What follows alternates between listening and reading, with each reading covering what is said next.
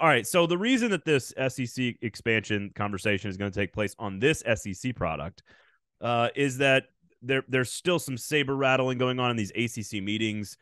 The main big brands in the ACC are very pissed off that they're not making as much money as everybody else, which is obviously what they've been saying for a long time. And it feels like there is now I don't know what they're calling it, the Magnificent Seven. I don't know what they're calling it. But Clemson, Florida State, Miami, Virginia, Virginia Tech, NC State, and North Carolina. I think that's seven. If they get to I suppose this is what, from the best I can understand, if they get to 8 or 9, they can blow up the grant of rights. There's an existential crisis for the teams that are left out. And then, of course, those 7 or 8 or 9 teams are looking for homes. So I don't know how likely this is, Michael. It doesn't feel all that likely. It feels like it's still a lot of posturing to get leverage against the ACC. But certainly they're using the SEC and the lure of SEC money and stability and fame to try to bust up the ACC, which, of course, has probably been trying to happen for years now. I'm trying to figure out, Braden, which one of those is the magnificent one, because I can't think of one in there. Maybe Florida State, maybe Clemson, because obviously what we're talking about is football only, not basketball. As great as some people may think that is, it brings nothing to a television revenue standpoint. But yeah, this is interesting to me in one regard, Braden, because clearly I'm biased, but I think the SEC is just on another level, even counting the Big Ten here.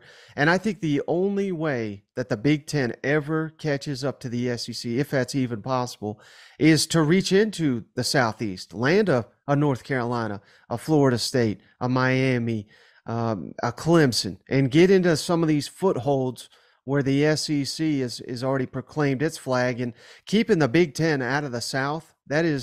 I think that's got to be the highest of priorities for the SEC, because I think that's the only thing that could potentially end their dominance.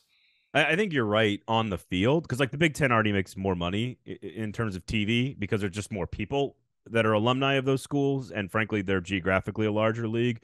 But on the field, like we talked about this last week on the show or 2 weeks ago, it's like, what's left for the SEC to prove to people? Like they have more players drafted 17 years in a row. They've won like 16 out of 18 national championships.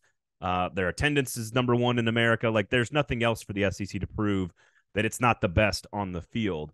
But I think you're right. I think there's a motivation here to continue to stabilize the conference in terms of moving forward. And Paul's actually going to allude to this. I'm going to ask him this question, which is, like, should teams in the SEC be worried if the sport in the future is going to coalesce around big brands and not geography in like the conference?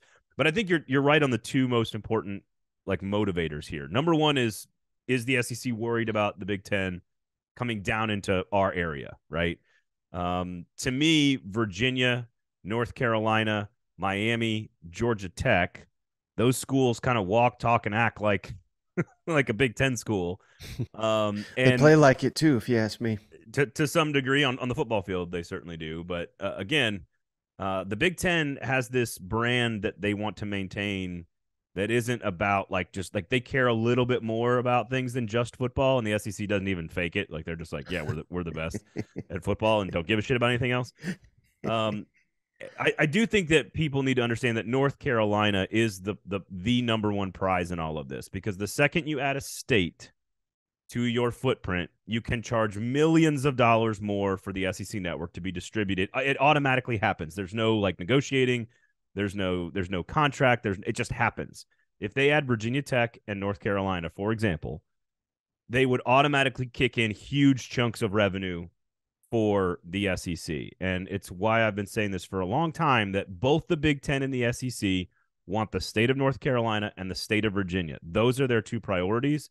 North Carolina is the best version of that for both states and for the SEC.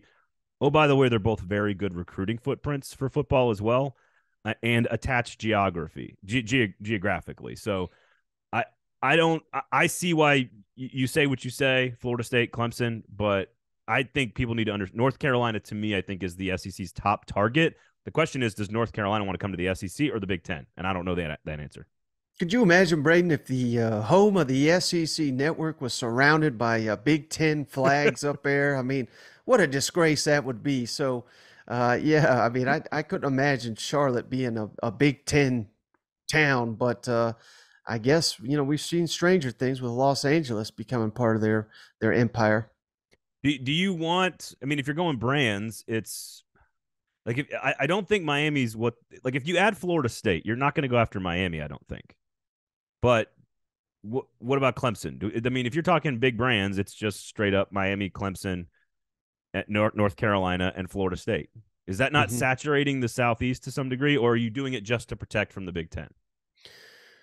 I mean, yes and no, because I just think these matchups. Imagine Texas versus Florida State, um, Clemson versus Oklahoma. I mean, and this is not a national championship I'm talking about, Braden. I'm talking week 3 matchup on ABC. I mean, sign me up for that. Yeah, But I get it. North Carolina, Virginia, I could see maybe even Virginia Tech. That'd be interesting to see, Braden. If imagine what if the SEC said something like, "We'll take Virginia, but we don't want Virginia Tech."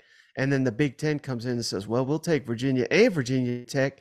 Does that put pressure on yeah. lawmakers to say, hey, let's keep this rivalry together, even though rivalries be damned in college athletics nowadays? But that could potentially be a trump card as well.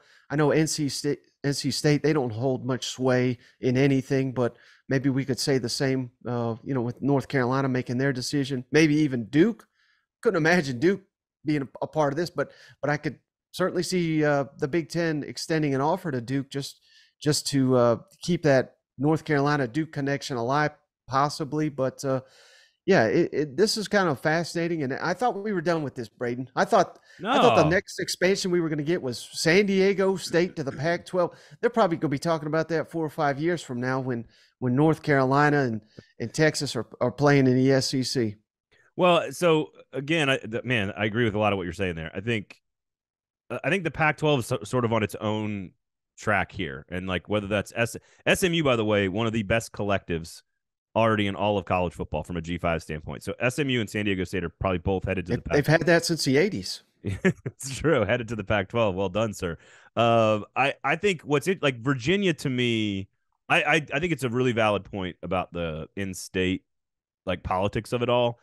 I mean, I asked Mike Gundy about that. It didn't have any effect on on Oklahoma, but that's Oklahoma. We're talking about the biggest brand. And frankly, I think Duke, North Carolina, NC State are more attached to each other than Oklahoma or Oklahoma State were. I don't think the SEC wants Virginia. To me, Virginia is like adding another Missouri or Vanderbilt. No disrespect to Missouri. I think Missouri is actually probably a much better football program with a better fan base than Virginia, but it's adding a very similar program to Vanderbilt. I don't think that moves the needle at all. Virginia Tech is had far more football success, far bigger fan base, far more interesting brand for television, and gives you a foothold in that state. But I agree with you. I could see the Big Ten saying, "Look, North Carolina and Duke, if you want to come, we'll take Duke."